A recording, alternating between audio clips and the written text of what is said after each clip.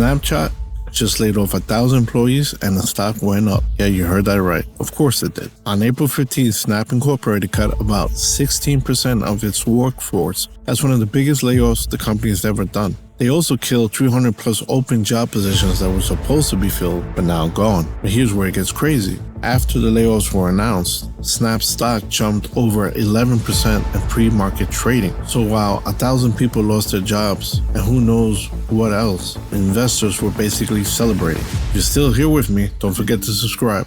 So why does this happen? Because on Wall Street, layoffs mean lower costs, higher profits, a leaner company, basically more money for the higher-ups. And Snap has been under pressure trying to compete with companies like Meta and TikTok, which is very true. So this move tells investors we're cutting the weight to survive. But this isn't just about Snapchat. This is happening across tech worldwide. Companies are cutting jobs, investing massive amounts of money in AI, and trying to run companies with fewer people.